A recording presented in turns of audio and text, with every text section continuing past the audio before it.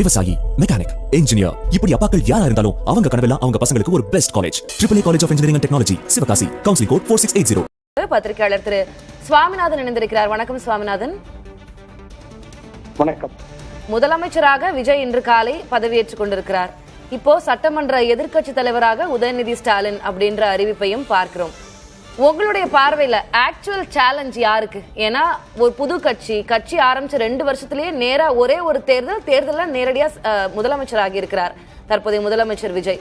இப்போ எதிர்க்கட்சி தலைவரா கொஞ்சம் அனுபவம் வாய்ந்த உதயநிதி ஸ்டாலின் எதிர்க்கட்சி தலைவரா முதல் முறையா செயல்பட போறார்.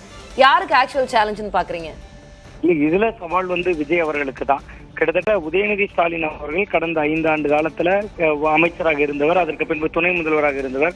நீண்ட நெடிய அரசியல், அவர் பரப்புரையாக இருக்கலாம், பிரச்சாரமாக இருக்கலாம், எய்ம்ஸ் மருத்துவமனையை ஒரு செங்கலை மட்டுமே காட்டிவிட்டு அவர் பிரச்சாரம் செய்த துணியாக இருக்கலாம்.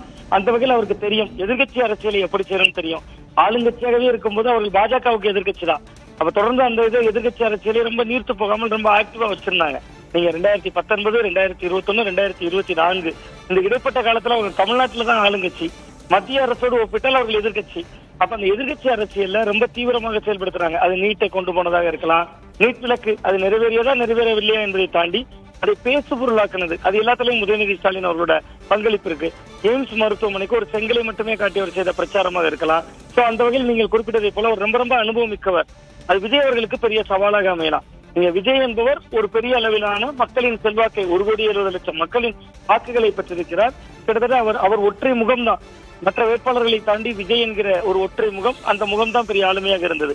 அன்றைய காலையிலிருந்தே திமுகவும் எதிர்கட்சி அரசியலை செய்ய தொடங்கிட்டாங்க.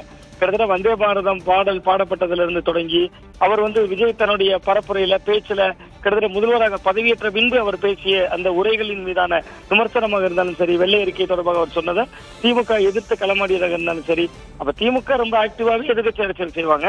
அதுல உதயநிதி ஸ்டாலின் போன்ற கலந்த காலங்களில் தன்னை நிரூபித்தவர்கள்.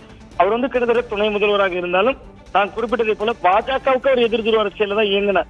அப்ப அவர் எதிர்கட்சி அரசியல் எந்த அளவுக்கு ஆக்டிவா செய்வாங்கன்னா கடந்த நாடாளுமன்ற தேர்தலில் 40-40 எடுத்து சாட்சி.